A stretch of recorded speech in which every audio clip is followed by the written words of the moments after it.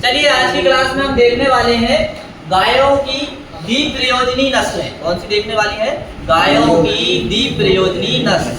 द्विप प्रयोजनी नस्ल जिसे double purpose breed कहा जाता है, ये ऐसी नस्लें होती है जिनको दूध के लिए और कृषि इनके नर को कृषि कार्य के लिए पाला जाता है। यानी कि हम ये कह सकते हैं कि गाय दूध तो देती है लेकिन कम देती है, लेकिन इनके जो नर होते हैं उनको जो है कृषि कार्य के लिए अच्छे माने जाते हैं, इसलिए इन गाय को पाली जाती है। हालांकि ये द्विप प्रयोजनी नस्ल में सबसे पहले गाय की नस्ल है हरियाणा। कौन सी नस्ल है? हरियाणा। और ये हरियाणा जो है भारत की द्विप प्रयोजनी नस्ल में सबसे अच्छी नस्ल मानी जाती है। तो चलिए स्टार्ट करते हैं, देखते हैं हरियाणा नस्ल के बारे में। सबसे पहले क्या जानकारी है हमारे पास?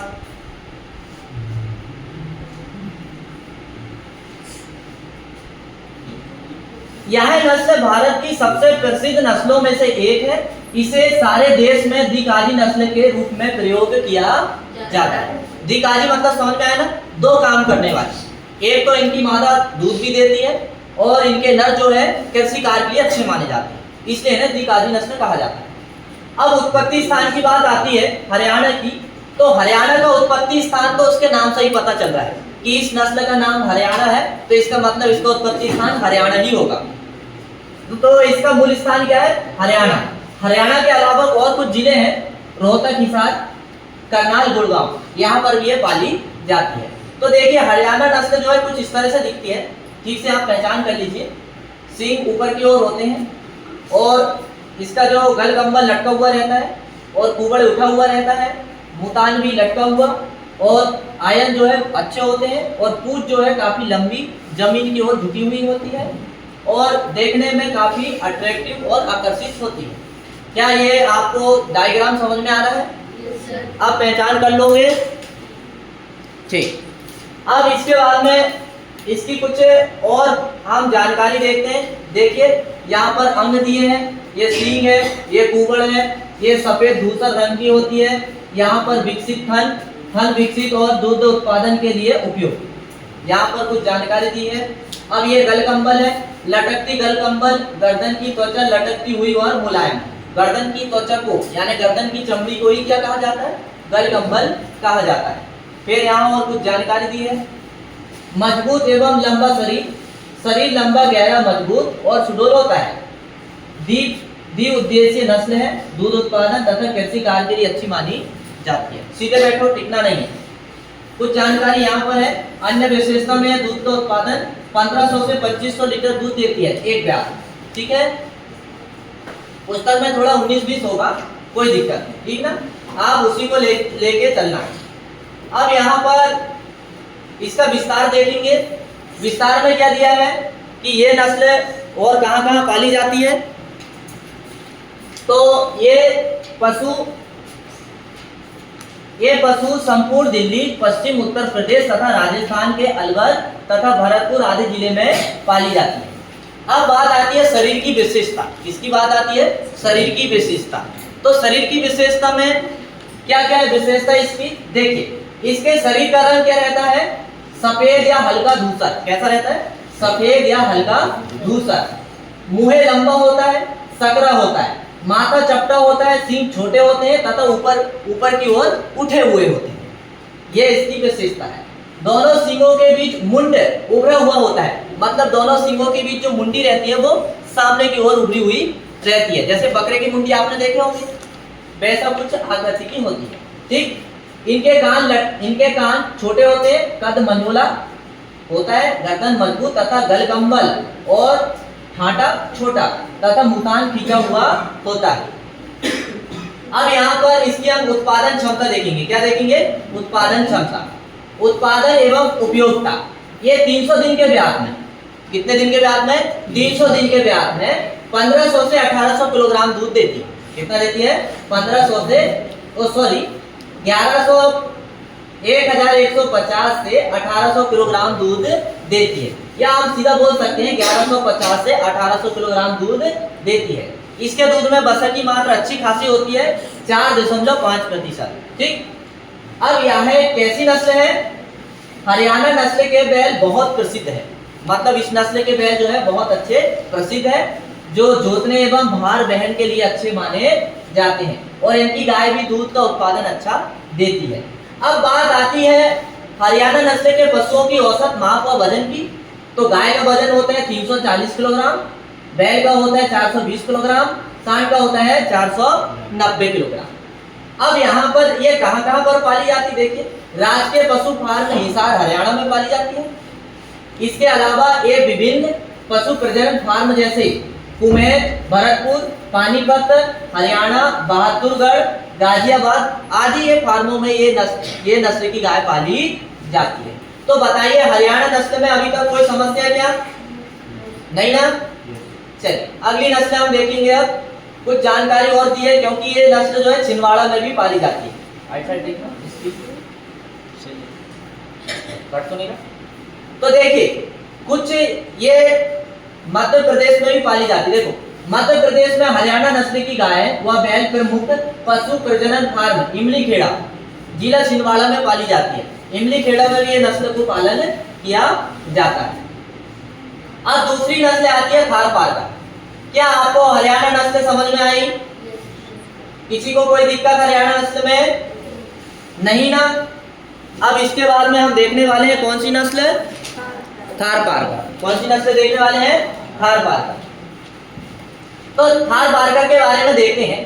तो देखो थार पारकर का सामान्य नाम, मतलब इसके अलावा और कौन कौन से नाम है इसके? थारी बोला जाता है इसे, ग्रे सिंधी बोला जाता है, और सफेद सिंधी। ये 3 नाम और हैं इसके। इन नामों से भी ये जानी जाती है। अब बात आती है उत्पत्ति की। दक्षिण पश्चिम सिंध क्षेत्र, दक्षिण पश्चिम सिंध क्षेत्र, और ये दक्षिण पश्चिम सिंध क्षेत्र पाकिस्तान में आता है। कहां पर आता है? पाकिस्तान। इसके अलावा इसका विवरण यदि हम देखें कि कौन कौन से जिले में पाई जाती है, गुजरात में पाई जाती है, जोधपुर व जैसलमेर, ये दोनों जिले कहाँ के हैं? राजस्थान के। तो ये राजस्थान में भी पाली जाती है। रेगिस्तान क्षेत्रों में ये पशु आसानी से रह सकते हैं। भरारी फार्म झांसी में भी यह नस्ल पाली जाती है। अब शरीर की विशेषता की बात आती है, बॉडी कैरेक्टर की। तो गाय हल्के धूसर तथा सांड सफेद रंग के होते हैं। ये पशु काफी बलिष्ठ होते हैं। बलिष्ठ का मतलब शक्तिशाली। इनका शरीर मंझोल, पांव छोटे सीधे एवं मजबूत होते हैं। इनका माथा उभरा हुआ होता है। मध्यम आकार के सींग होते हैं।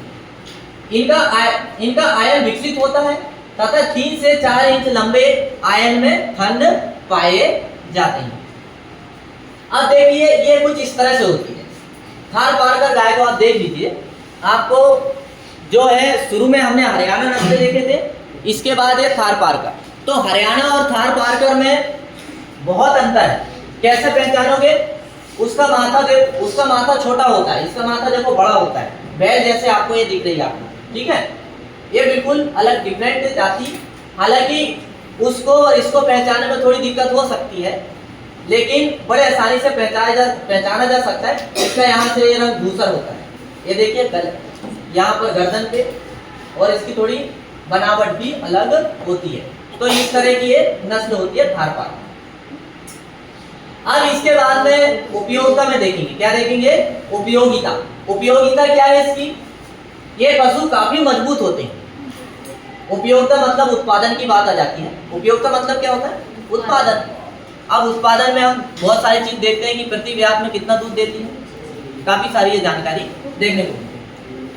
ये पशु काफी मजबूत होते हैं तथा केवल चारागाह पर ही अथवा कम भोजन मिलने पर भी रह सकते हैं। गाय 8 से 10 लीटर दूध प्रतिदिन देती है। कितना दूध देती है? 8 से 10 लीटर दूध प्रतिदिन देती है। और एक ब्यात में 1200 से 1500 लीटर दूध देती है। कितना देती है? 1200 से 1500 लीटर दूध देती है। अधिकतम दूध रिकॉर्ड इसका देखा गया है, अधिकतम 4700 लीटर तक दूध देती है। अधिकतम कुछ गाय ऐसी निकल गई इसकी जो 4700 लीटर तक दूध दे रही है। कितने? एक ब्यात में, यानी 300 दिन। तो क्या आपको ये हरियाणा जो थार पारकर नस्ल है वो समझ में आई? इसमें कोई दिक्कत? बहुत छोटी छोटी विशेषता है इनकी, आपको बहुत आसानी से समझ में आ जाए। केवल और केवल आपको ध्यान देना है, जब भी पेपर में आता तो ऐसी छोटी छोटी विशेषताएं लिखकर हमें कंप्लीट कर लेना है। अब बात आती है निमाड़ी नस्ल की। किसकी बात आती है? निमाड़ी नस्ल। तो निमाड़ी हमने जैसे मैंने आपको कुछ समय पहले ही बताया था, निमाड़ी क्षेत्र जो है मध्य प्रदेश का खंडवा, खरगोन, बुरहानपुर वाला आता है। मध्य प्रदेश का कौन सा क्षेत्र आता है? खंडवा, खरगोन, बुरहानपुर वाला क्षेत्र निमाड़ क्षेत्र कहलाता है। तो वहां पर यह नस्ल सबसे पहले पाली गई, इसलिए इस नस्ल को क्या कहते हैं? निमाड़ी नस्ल कहते हैं। क्या कहते हैं? निमाड़ी नस्ल। तो अब हम देखने वाले हैं निमाड़ी नस्ल। कौन सी देखने वाले हैं? निमाड़ी। तो निमाड़ी के बारे में मैंने आपको जो जानकारी बताया तो समझ में आया? देखो निमाड़ी की और क्या विशेषता है। यह नस्ल गिर एवं गिलारी नस्लों का मिश्रण है। कहने का मतलब ये हुआ कि जब ये नस्ल का निर्माण हो रहा था, इसको जब तैयार किया जा रहा था, तो गिर एवं जो गिलारी जो नस्ल है, इन दोनों को क्रॉस कराकर ये नस्ल को तैयार की गई है। इसीलिए इस नस्ल को मिश्रित मानी जाती है। क्या मानी जाती है इस नस्ल को? मिश्रित। मतलब दो नस्लों को मिलाकर यह नस्ल तैयार की गई, इसलिए इसे मिश्रित नस्ल के नाम से भी जाना जाता है। अब बात आती है मूल स्थान की।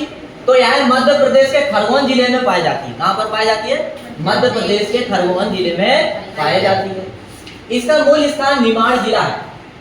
इस नस्ल के निमाड़ जिला मतलब खरगोन, निमाड़ जिला मतलब खरगोन। खरगोन को निमाड़ के नाम से जाना जाता ना।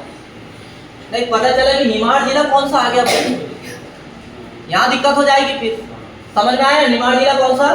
खरगोन। इस नस्ल के पशु नर्मदा घाटी में अधिक पाए जाते हैं।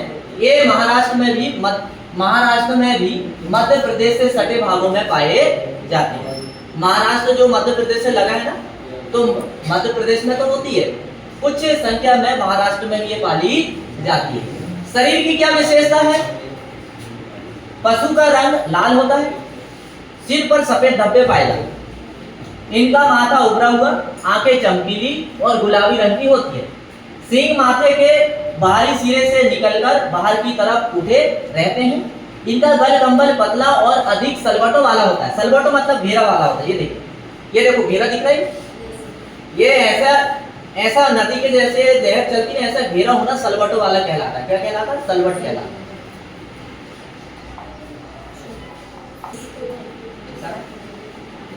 तो देखिए निमाड़ी का डायग्राम देख लीजिए आप, किस तरह की होती है। ये गाय थोड़ी सी कमजोर होती है, लेकिन दूध के उत्पादन के लिए भी अच्छी मानी जाती है। और इसके जो पशु हैं